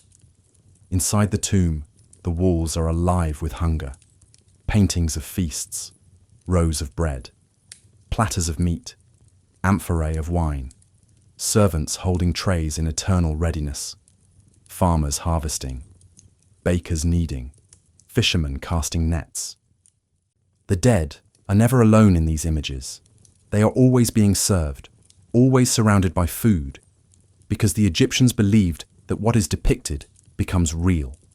So you don't just bury the body, you build their kitchen into stone. You've helped make offering tables, flat slabs carved with indentations, places for bread, beer, onions, meat, lettuce, the essentials. You place the food, say the words, pour the beer, light the incense. You feel strange doing it, not afraid, not superstitious. Just humbled, because something in you knows this isn't just tradition, it's continuity. You've also participated in the Feast of the Tomb, where the living gather at the burial site on special days, anniversaries, festivals, the day of the beautiful reunion. You bring food, fresh, warm, real. You sit near the tomb. You eat, yes, but you also share. You place a piece of bread on the offering table, a fig, a bit of beer. No one touches it afterward. It's not for you. It's for them. You once asked your grandmother, "Do the dead really eat?" She smiled, eyes soft, and said, "Maybe not the way we do, but their memory is always hungry." That made sense to you. Still does. The priests in the temples have their own rites. They offer to the gods daily, trays upon trays of food, later redistributed to the temple staff. They recite HTP D Subutald, an offering which the king gives, a formula spoken so many times it becomes a song. The gods receive first, then the dead, then the priests, then, maybe, the rest. But at home, the rituals are quieter. A small loaf on a shelf near a shrine, a cup of beer poured into the earth, a whispered name while breaking bread. You do these things not because you were told, but because it feels wrong not to. Because grief, too, is a hunger, and food helps fill the space where a person used to be. Some people commission funerary meals ahead of time, paying bakers, brewers, cooks to prepare food long after they're gone. These meals are offered on key dates, ensuring the dead are never forgotten. It's not vanity, it's insurance, not for comfort, for remembrance. You've seen tombs where the food is long gone, the offerings crumbled to dust, but the walls still speak. Bread painted in ochre, ducks drawn in black, jars of beer outlined in brown. As long as the picture survives, so does the meal. And sometimes you wonder, when you die, who will feed you? Who will remember what you loved? The taste of garlic on lentils, the sweetness of a fig at dusk, the feel of warm bread in your hands. You don't fear death, not really. Because here, to be fed is to be loved. And food is forever. In Egypt, death is not silence. It is not emptiness. It is not the end of hunger. It is the continuation of the table, in memory, in ritual, in stone. And as long as someone offers a loaf in your name, you are not gone. Some days, there is nothing. No bread rising in the corner. No lentils soaking overnight. No fire burning low. No scent of garlic or sound of chopping. Only silence. Dry, brittle, full of thought. In ancient Egypt, just like now, there are days when the table is empty. But hunger is always full. You wake and know before your feet touch the ground. This is a day without food. You've counted the onions. The jars are low. The last of the flour was used yesterday. The garden gave little. The market was quiet. There is no one left to trade with this week, and you have nothing left to trade. You sit for a moment. You look around your courtyard. The pots are clean. Too clean. Not from washing, but from waiting. Your stomach doesn't growl yet. It's used to this. Your mind begins to ration thoughts, the way you wish you could ration beans. Still, you move. You sweep the floor. You brush dust from the hearth. You check the water jar. Even in hunger, there is rhythm. Even in emptiness, there is ritual. You sit by the door and peel one old clove of garlic, dry and soft, but still fragrant. You crush it with your thumb and rub it between your fingers. Then you press it near your nose and breathe. It's not food, but it remembers what food felt like. There is dignity in pretending. You boil water, even if only to watch the steam. You stir it slowly, as if there were lentils inside. You let the steam touch your face, the way soup once did. Your child watches you. They don't ask what's for breakfast. They already know. Instead, they sit beside you. You give them a bit of bread crust, the edge you saved from yesterday, hidden in cloth. You break it in half. You each eat one bite. It is dry. It is small. But it is shared. Later you chew on a leaf, a weed from the path behind your home. Not poisonous. Not flavorful. Just green. You drink more water than usual. You say it helps. It doesn't, but it gives your hands something to do. Your neighbor comes by with a handful of leeks, thin, bitter, more stem than bulb. You thank her like she brought gold. She shrugs, says she had one more than she needed. You both know that's a lie. You cook the leeks slowly, with a bit of water and salt from your jar's bottom. No oil, no bread, just heat. The smell rises, faint but kind. You each take a few bites. Chew carefully. You do not speak of fullness, only of gratitude. At night, your stomach tightens. You lie on your mat, head against a folded cloth, watching the moon through the window slit. You whisper to your body, "Just wait, tomorrow might be different." It doesn't answer, but it listens. You remember other days like this, when you were a child, when your father made onion soup from just the skin and salt. You remember how he smiled while serving it, even though he hadn't eaten in 2 days. He called it Feast of the Wind. You didn't understand then. Now you do. The next morning, your cousin arrives. He's come from the next village over.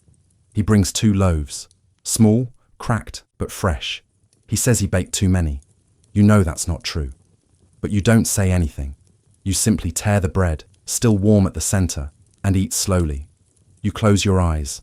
You taste fire, and smoke, and dust. And hope. You've learned that food is not always presence. Sometimes it's memory. Sometimes it's intention. Sometimes it's just one person saying, "Here, I thought of you." And that is enough. In your world, you don't measure wealth in amphorae of wine or baskets of figs. You measure it in shared crusts, in unspoken generosity, in meals imagined and still meaningful. Some gods are fed daily, in temples of stone.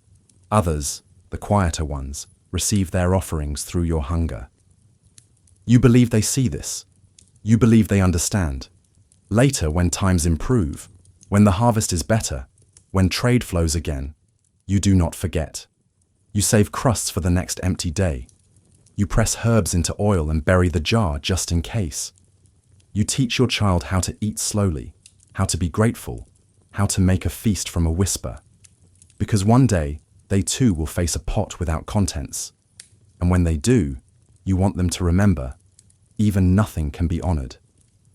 In Egypt, not every day brings abundance, but every day brings meaning, even when the bowl is empty, even when the fire is out, even when hunger visits and stays. The poor of this land know something the rich never will, that a mouthful of water shared at dusk can feel as sacred as a banquet. That silence can taste like strength, and that sometimes the most nourishing thing in the world is not food, but being remembered. You don't remember when you learn to cook, because there was never a beginning, no first lesson, no formal moment. It happened the way the sun rises, slowly, steadily, until one day you were doing it without thinking. Cooking, for you, was never taught. It was absorbed. From the rhythm of footsteps across the courtyard, from the scent of coriander rising with the steam, from the murmurs of your mother, your aunt, your grandmother, not speaking to you, but around you. Soft phrases, warnings, hums of approval. They didn't give instructions, they gave presence, and that was enough. You watched their hands. That's how you learned. How to test the warmth of a pot without burning yourself. How to crack garlic with the heel of your palm.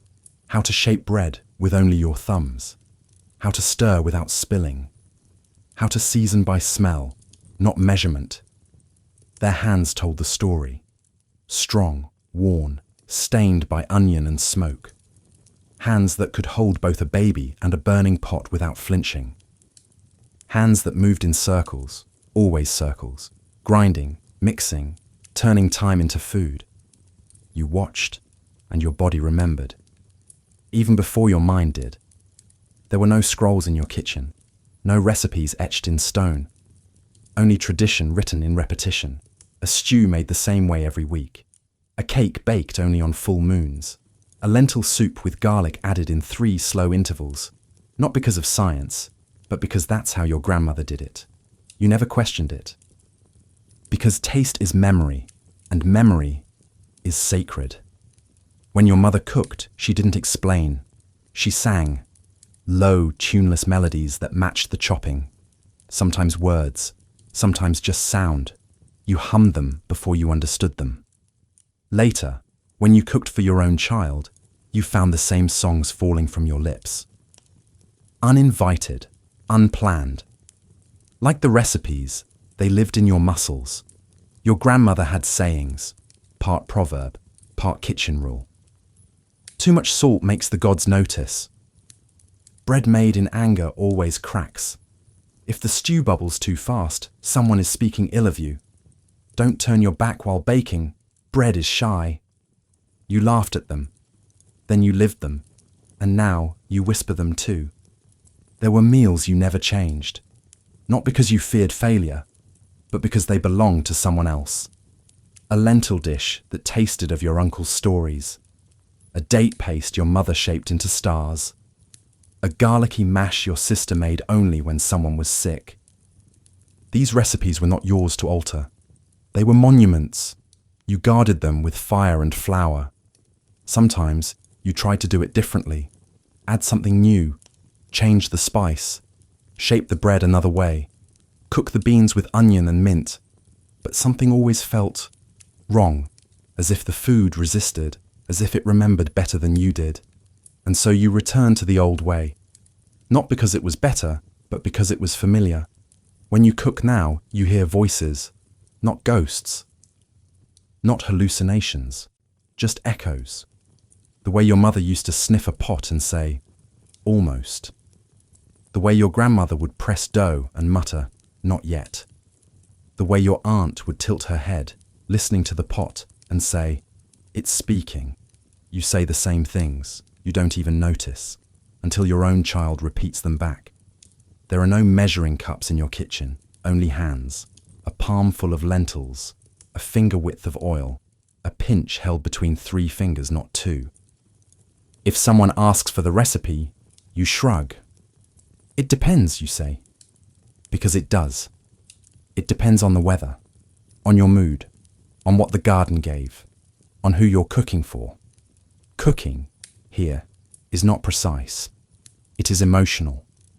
There's a kind of knowledge you can't write down. You pass it only by doing, by sharing, by inviting someone to stand beside you and watch. You say, "Not yet," and they ask, "Why not?" And you say, "You'll feel it." And one day, they do. You remember when your daughter tried to bake her first loaf. It was too flat, too dense. She cried. You took it from her hands, broke off a piece and said, "This tastes like your hands learning." And then you both laughed and ate it warm with honey. It was perfect. Some nights, you cook just for yourself. You light a lamp. You cut an onion. You boil some beans. You do it slowly. Not because you're hungry, not because anyone is watching, but because it makes you feel held. Like someone from before is in the room again. Your mother, your grandmother, maybe someone you never met, an ancestor whose recipe lives in your bones. You've never written anything down, but your hands carry volumes. Each scar, each callus, each soft spot on your palm tells a story. And one day, when you are gone, your child will cook something, by memory, by instinct, and pause. They'll close their eyes and say, "Ah, that tastes like her." In Egypt, recipes are not documents. They are inheritance, passed not through language, but through hands. And in every grain, every garlic clove, every slow stir of the pot, someone before you is remembered. You remember your first taste, not the first you ever had, that's lost to time, to the soft fog of infancy, but the first one you truly remember. A stolen fig, still warm from the sun, soft as breath, its skin tearing slightly as your teeth sank in, the inside honeyed, sticky, full of seeds you didn't yet know how to chew. You were no more than 5, but that flavor lives in you like a memory whispered in sugar. In ancient Egypt, childhood is short, but full. And food is never just nourishment. It's a discovery, a game, sometimes even a rebellion. You learned early where the dates were kept. High shelves, covered bowls, baskets under the table. Not locked, not forbidden, just protected.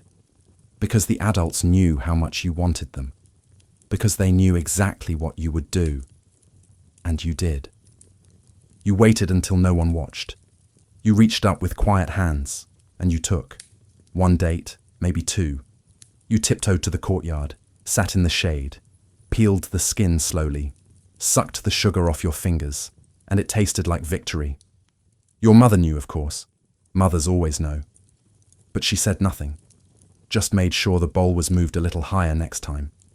You and your cousins made a sport of stealing food, not out of hunger, out of play. Out of the thrill of being caught, or almost caught. You snuck bits of bread before it cooled. You dipped fingers into bean paste. You tried raw garlic just to prove you were brave. And once, just once, you licked the honey spoon when no one was looking. The taste burned and thrilled. You didn't eat dinner that night, not because you were punished, but because nothing else could compete. Sometimes, food came as reward. A piece of roasted onion when you helped carry water. A round of fresh bread after sweeping the courtyard. A slice of fig cake during a festival. Small, soft, dense with sweetness and love. You didn't ask for more. You learned early. In your world, even a little is enough. Your favorite meals were the ones shared on the floor. A low mat, one big bowl, many fingers reaching in. You fought for the softest bit of stew, the flakiest part of fish, the bread that had soaked up the most flavor. Your uncle used to tap your hand, laugh and say, "Let the food come to you. Chasing it spoils the taste." You never believed him. You chased anyway. There was one food you hated, boiled leeks, the smell, the texture, the way they clung to everything. You'd push them aside.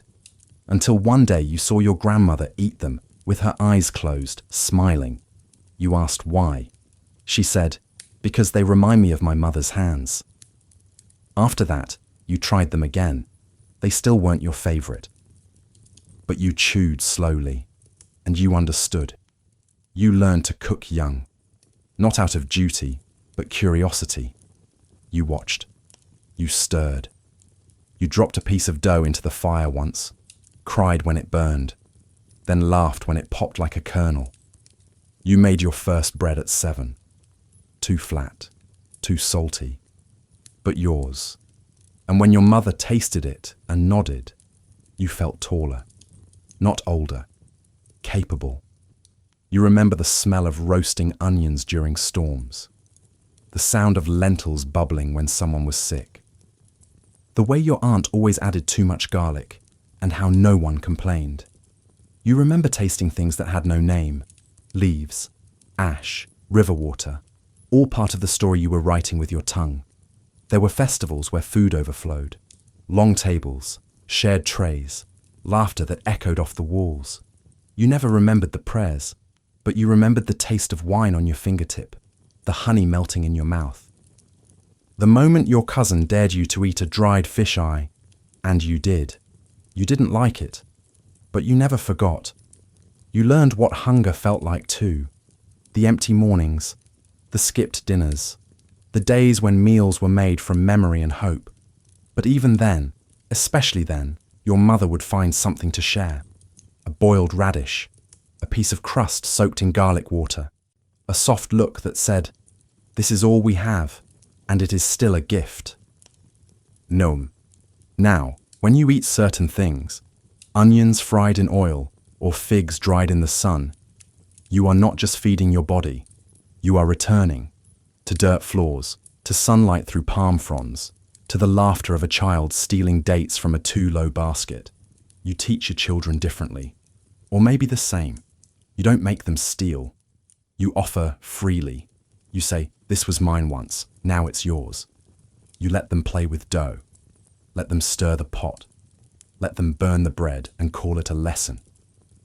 You don't correct every mistake, because the best flavors are the ones we find, not the ones we're told.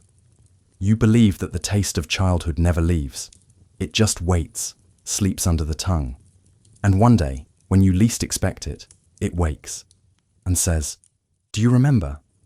And you do. In Egypt, children grow fast, but their memories last longer than stone, and the flavors they carry are forever. You never asked for a title. And yet, in this life, in this kitchen, in this courtyard, in this world carved by Nile floods and sun-cracked fields, you hold more power than most. You are not a pharaoh. You are not a priest. You are not carved into tomb walls or praised in scrolls, but you are the one who feeds. And in Egypt, that means you are the one who sustains everything. Your day begins before light. You move through shadows with bare feet and quiet breath. You stir flour with sleep still clinging to your lashes. You knead dough while the world is still dreaming.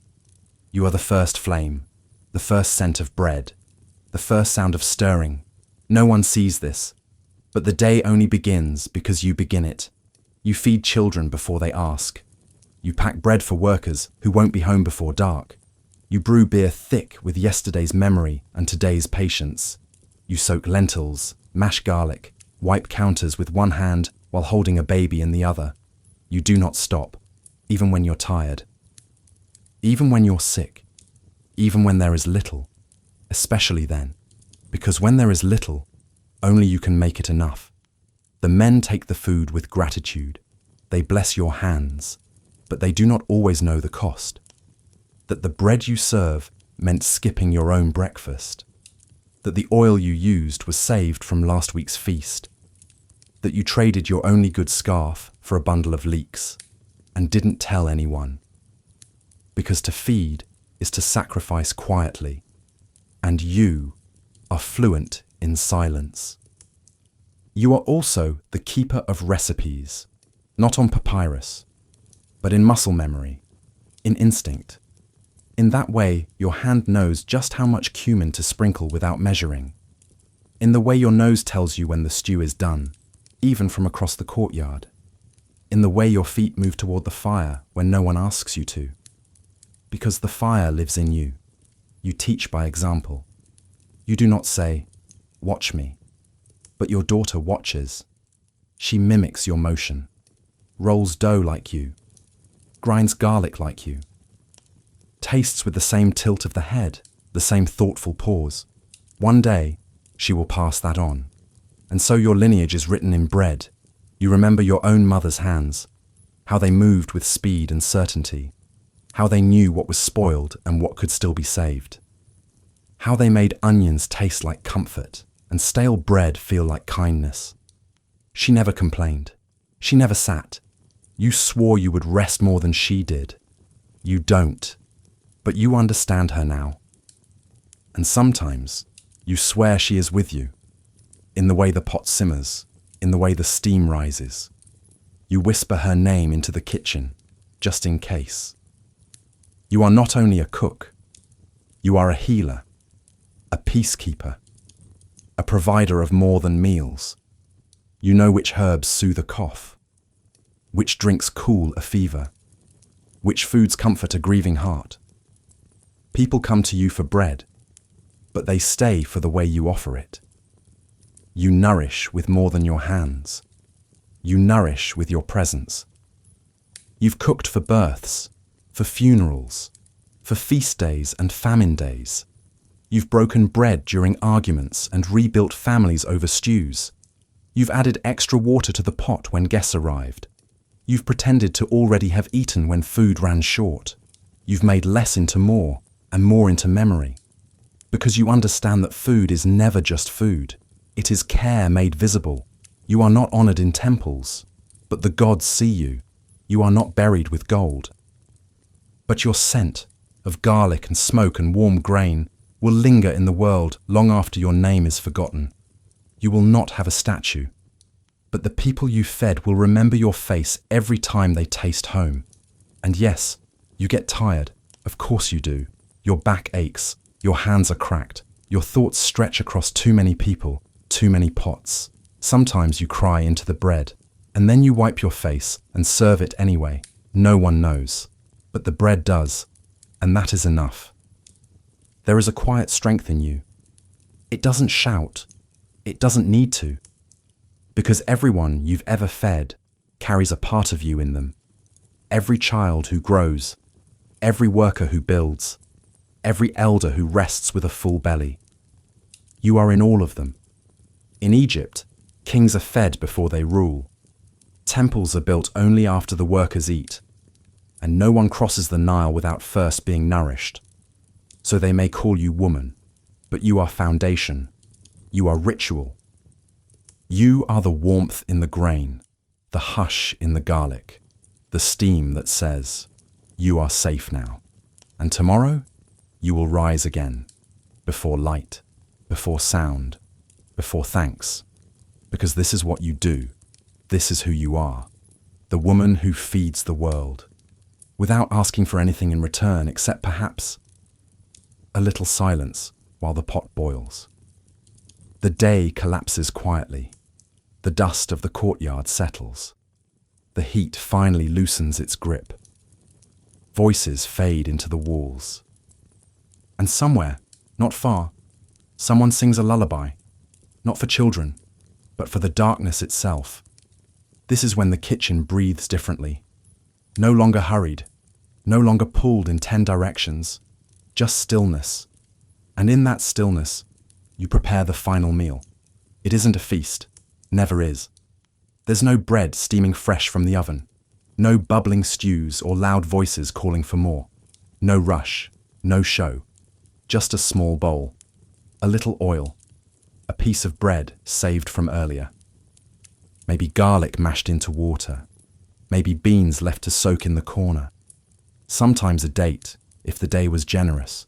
Sometimes nothing at all but tea, mint leaves warmed in water, the steam curling softly over your hands. You do not eat to fill, you eat to close.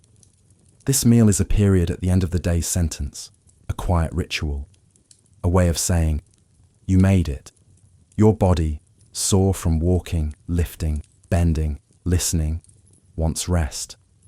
But before that, it wants this: a bite, a breath, a silence held in your mouth. You eat alone, often, not from loneliness, but from rhythm. The others have eaten, or sleep already, or wait in another room, watching stars through slats in the ceiling. You sit near the fire's ghost, just the orange glow of dying coals. And you eat slowly, as if each bite needs permission, as if the food is remembering itself while you chew. Some nights your hands do not lift the bowl. You just sip water, and somehow it tastes like a promise kept. You remember your grandmother doing the same. She would sit near the water jar, back straight, hair tied with a single cord.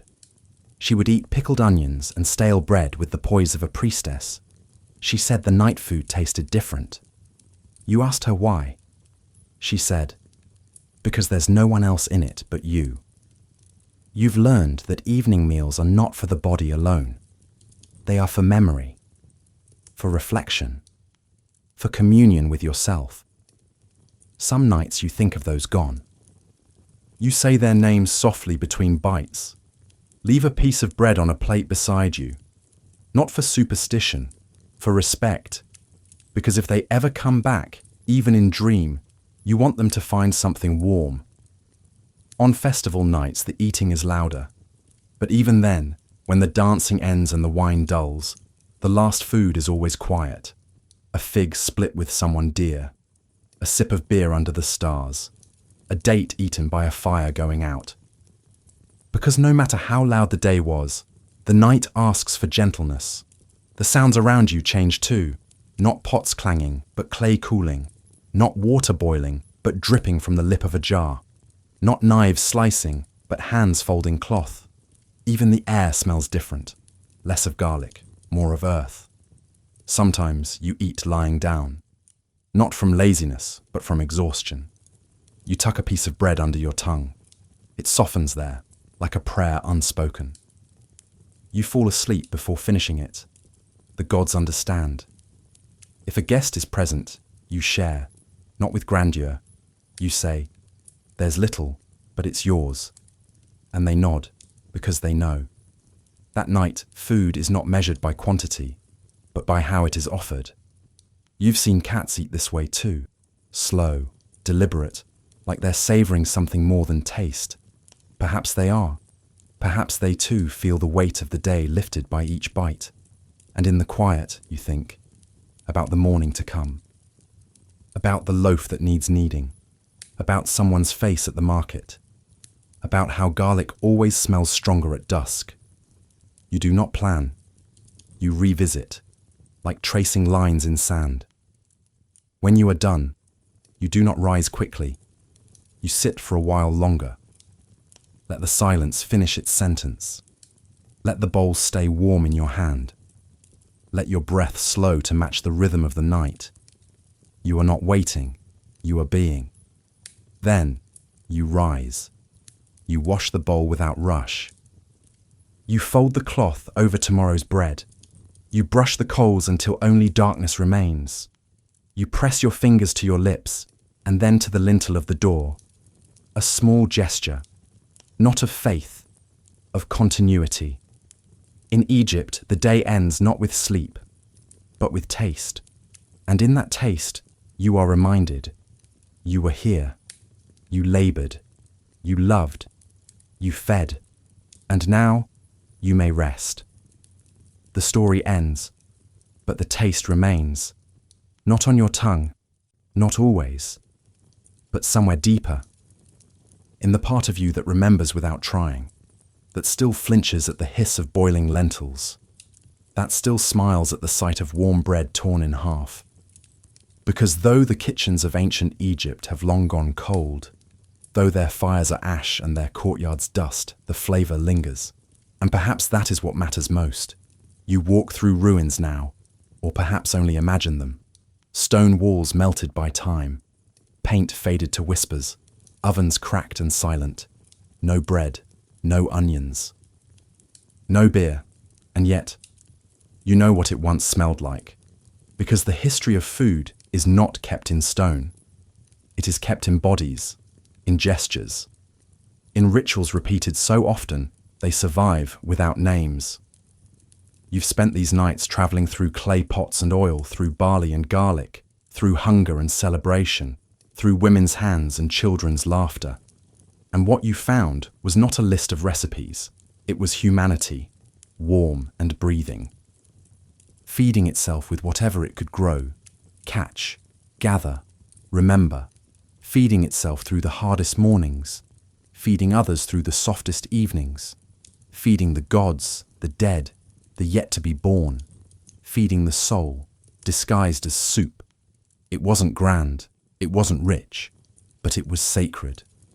And it still is, because even now, thousands of years later, some of it survives. The bread, especially.